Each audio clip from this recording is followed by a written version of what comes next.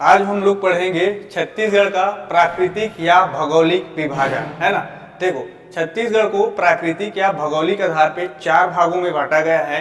पहला है पूर्वी बघेलखंड का पठार, जो छत्तीसगढ़ के कुल क्षेत्रफल का 16.16% का हिस्सा लिया हुआ है। ठीक, उसके बाद पढ़ेंगे हम लोग जसपुर सामरी पाट प्रदेश। इसका छत्तीसगढ़ के कुल क्षेत्रफल का 4.59% है ना। और ये है छत्तीसगढ़ का सबसे छोटा प्राकृतिक या भौगोलिक प्रदेश है। उसके बाद आज हम लोग पढ़ेंगे छत्तीसगढ़ का मैदान। छत्तीसगढ़ मैदान का कुल क्षेत्रफल है 68,064 किलोमीटर स्क्वायर।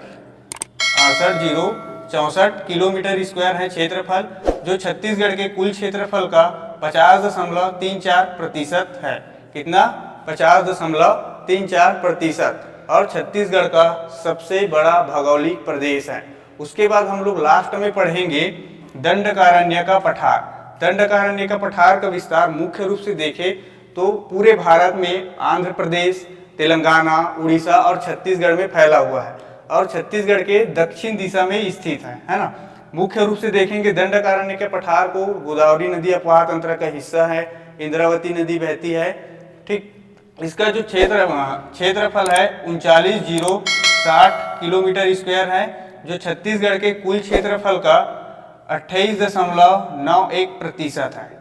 और इस आधार पे ये हो जाता है छत्तीसगढ़ का दूसरा सबसे बड़ा भौगोलिक प्रदेश या प्राकृतिक प्रदेश। ठीक, आज हम लोग पढ़ेंगे छत्तीसगढ़ का मैदान। ठीक है, छत्तीसगढ़ का मैदान देखो, छत्तीसगढ़ का मैदान छत्तीसगढ़ के मध्य भाग में स्थित है, जिसका निर्माण महानदी एवं उसकी सहायक नदियों के द्वारा हुआ है। ठीक, छत्तीसगढ़ के मैदान का कुल क्षेत्रफल हम लोग देखे थे 68,064 किलोमीटर स्क्वायर, है ना, जो प्रतिशत में था 50.34% है। मुख्य रूप से देखें तो महानदी अपवाह तंत्र का हिस्सा है ये। कौन सा नदी? महानदी अपवाह तंत्र। महानदी अपवाह तंत्र का हिस्सा है। इसका ढाल है वो किस दिशा में है? तो ढाल देखेंगे तो इसका ढाल है पूर्व दिशा में है। ढाल किस दिशा में? पूर्व दिशा में। मुख्य रूप से यहाँ कडप्पा शैल समूह पाया जाता है। कौन से शैल समूह? कडप्पा शैल समूह। कडप्पा शैल समूह पाया जाता है, जिसमें मुख्य रूप से चूना पत्थर मिलेगा और डोलोमाइट मिलेगा, है ना। मिट्टी की बात करें तो यहाँ मिलेगा हमको लाल पीली मिट्टी, काली मिट्टी मिलेगा। ठीक है, चलो अब हम लोग देखेंगे छत्तीसगढ़ के मैदान का उपभाग। क्या पढ़ेंगे? उपभाग। छत्तीसगढ़ मैदान का उपभाग। उपभाग में पहला पढ़ेंगे हम लोग मैकल श्रेणी। क्या पढ़ेंगे? मैकल श्रेणी। ठीक, मैकल श्रेणी छत्तीसगढ़ के देखेंगे तो या छत्तीसगढ़ के मैदान के पश्चिमी भाग में स्थित है, जिसका विस्तार राजनांदगांव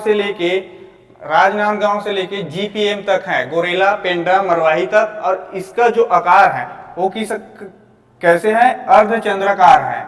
आकार अर्धचंद्राकार है। और यहाँ हमको मिलेगा मैकल श्रेणी में मुख्य रूप से कडप्पा, धारवाड़ और दक्कन शैल समूह मिलता है। क्या क्या मिलेगा? कडप्पा, धारवाड़ और दक्कन शैल समूह मिलेगा, है ना। कडप्पा में हम लोग को क्या मिल जाएगा? बक्साइट मिल जाएगा। नहीं, कडप्पा में हमको मिल जाएगा चूना पत्थर, धारवाड़ में लोहा और दक्कन से मिल जाएगा बक्साइट। तो मैकल श्रेणी में चूना पत्थर, लोहा और बक्साइट खनिज मिलेगा हमको। ठीक है, जो मैकल श्रेणी है इसके जो पूर्वी भाग है उसको बोला जाता है वृष्टि छाया का प्रदेश, क्योंकि मैकल श्रेणी अरब सागर शाखा से होने वाली वर्षा को छत्तीसगढ़ के मैदान में होने से रोक देता है। इसलिए क्या होता है, इसको जो पूर्वी भाग है उसको हम लोग क्या बोलते हैं? वृष्टि छाया वाला प्रदेश बोलते हैं। ठीक, उसके बाद दूसरा पढ़ेंगे हम लोग इसके उपभाग में पेंड्रा लोरमी का पठार।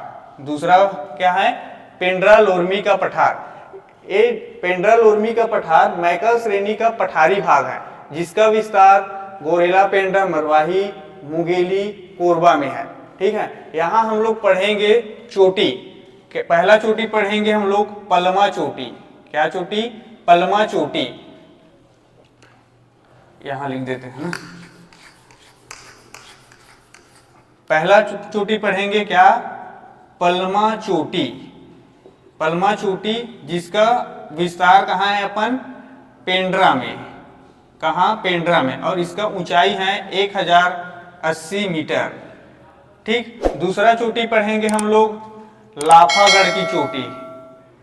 ठीक, लाफागढ़ की चोटी है कोरबा में, जिसका ऊंचाई है 1048 मीटर। तीसरा चोटी है चंदेली की चोटी, चंदेरी की चोटी, इसका भी विस्तार कहाँ है अपन, पेंड्रा में। ठीक, चलो उसके बाद हम लोग तीसरा पढ़ेंगे हसदेव रामपुर बेसिन। हसदेव रामपुर बेसिन का विस्तार बिलासपुर से लेके, हसदेव रामपुर बेसिन का विस्तार बिलासपुर से लेकर सरगुजा तक है ना। कहां से, बिलासपुर से लेके सरगुजा तक है। मुख्य रूप से यहाँ हमको मिलेगा कोयला, मुख्य रूप से कौन से खनिज मिलेगा यहाँ, कोयला। कोयला खनिज के लिए प्रसिद्ध है हसदेव रामपुर बेसिन, जिसका विस्तार कहाँ है, बिलासपुर से सरगुजा। उसके बाद सेकेंड पढ़ेंगे, अगला उपभाग जो पढ़ेंगे वो क्या होगा, हसदेव मांड बेसिन। हसदेव मांड बेसिन का विस्तार है कोरबा, जांजगीर चांपा, शक्ति और रायगढ़ में। कहा, कोरबा, जांजगीर चांपा, शक्ति और रायगढ़। ठीक है, हसदेव मांड बेसिन भी कोयला खनिज के लिए प्रसिद्ध है ना। सबसे ज्यादा मांड नदी घाटी जो कहाँ है, रायगढ़ में है, यही अपन सर्वाधिक कोयले का भंडारण है। ठीक, उसके बाद अगला पढ़ेंगे हम लोग छुरी उदयपुर की पहाड़ी। क्या पढ़ेंगे, छुरी उदयपुर की पहाड़ी। देखो, जब हम लोग बंगाल विभाजन बता रहा था आपको, है ना, 1905 में, तो 5 रियासतें आई थी अपने छत्तीसगढ़ में।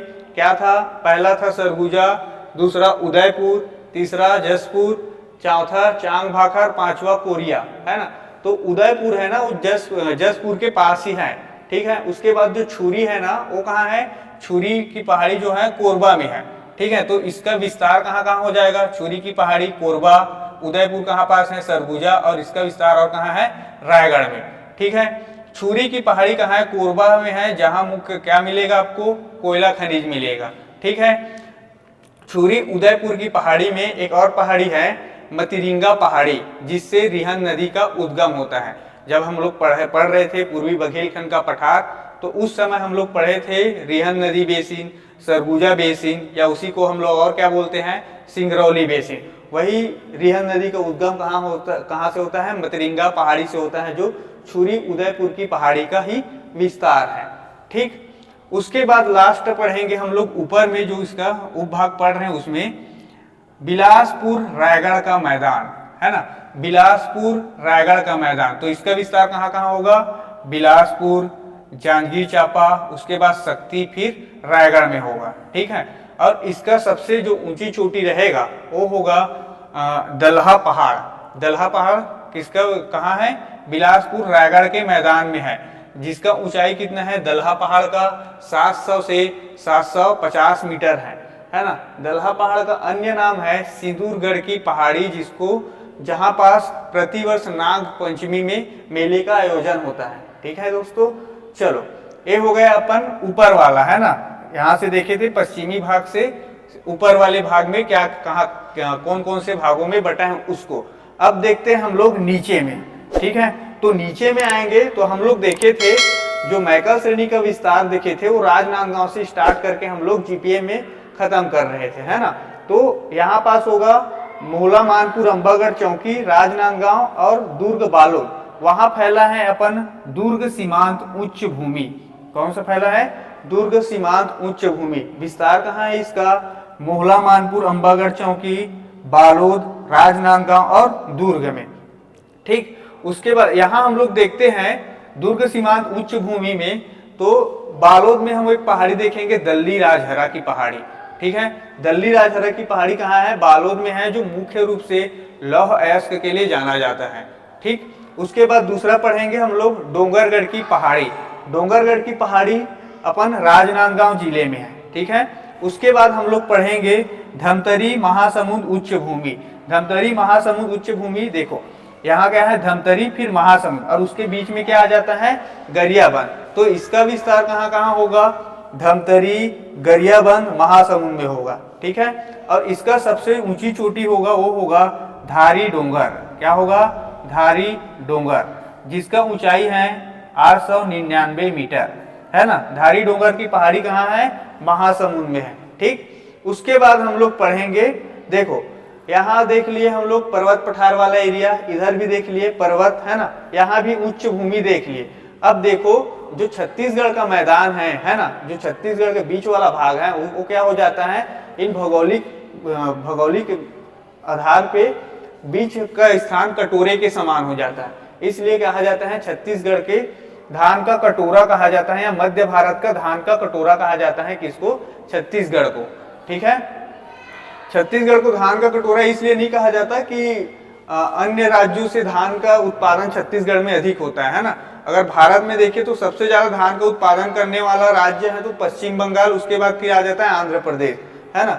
छत्तीसगढ़ के जो मैदान की आकृति है ना, उसके कारण उसको धान का कटोरा बोला जाता है। ठीक, अब देखो यहाँ पास पढ़ेंगे हम लोग, एक पर्वत है सिहावा पर्वत, है ना। यहाँ से क्वेश्चन बहुत बन रहा है ना, अभी महिला पर्यवेक्षक का पेपर हुआ है जस्ट कल, उसमें भी आया है। ठीक, क्या पढ़ेंगे, सिहावा पर्वत कहाँ है, सिहावा पर्वत धमतरी में। और क्या नाम है इसका, श्रृंगी ऋषि, यहाँ सुक्तिमती आश्रम, चल प्राचीन नाम क्या है इसका, सुक्तिमती, है ना। और क्या है यहाँ, श्रृंगी ऋषि आश्रम है। यहाँ से क्या निकलता है, कौन सी नदी, महानदी निकलती है। ठीक है, और महानदी ऐसे छत्तीसगढ़ के मैदान से बहते हुए कहाँ चली जाते हैं, उड़ीसा से होते हुए बंगाल की खाड़ी में जाके मिल जाती है। ठीक, और यहाँ मोहला मानपुर क्या है, अंबागढ़ चौकी, यहाँ से निकलेगा अपन शिवनाथ नदी। कौन सी नदी, शिवनाथ नदी। शिवनाथ नदी मोहला मानपुर, अंबागढ़ चौकी, राजनांदगांव, दुर्ग, बेमेतरा से होते हुए जांजगीर चांपा में, सिवरी नारायण में, कहाँ, सिवरी नारायण में ये मिल जाता है, सिवरी नारायण में महानदी से। ठीक, अब हम लोग जानते हैं कि दो नदी के बीच का जो स्थल होता है उसको क्या बोला जाता है, द्वाब क्षेत्र। क्या, द्वाब क्षेत्र बोला जाता है ना। और इसके जो महानदी और शिवनाथ नदी के जो द्वाब क्षेत्र हैं, वहाँ कौन कौन से संभाग स्थित हैं, दुर्ग संभाग और रायपुर संभाग स्थित है। क्वेश्चन आया हुआ है ना, क्या स्थित है, दुर्ग संभाग और रायपुर संभाग स्थित है। ठीक, अब हम लोग जान गए कि जो दो नदी के बीच के स्थल होता है उसको क्या बोलते हैं हम लोग, द्वाब क्षेत्र। ठीक है, अब उसके बाद जो इधर बच गया ना, उसको बोलेंगे हम लोग महानदी का पार का मैदान। क्या बोलेंगे, महानदी के पार का मैदान। ठीक, तो किस दिशा, कहाँ रहेगा, छत्तीसगढ़ के पूर्व दिशा में रहेगा। कौन सी दिशा में, पूर्व दिशा में है ना। विस्तार देखेंगे तो कहाँ कहाँ होगा, महानदी पार का मैदान वही होगा, है ना, धमतरी, गरियाबंद, महासमुंद में। ठीक, उसके बाद देखेंगे हम लोग शिवनाथ नदी के पार का मैदान। ठीक है, शिवनाथ नदी के पार का मैदान किस दिशा में होगा, छत्तीसगढ़ के पश्चिम दिशा में होगा। और इसका विस्तार कहाँ कहाँ होगा, राजनांदगांव, बेमेतरा, है ना, राजनांदगांव, बेमेतरा, यहाँ होगा इसका विस्तार, खैरागढ़, है ना। ठीक,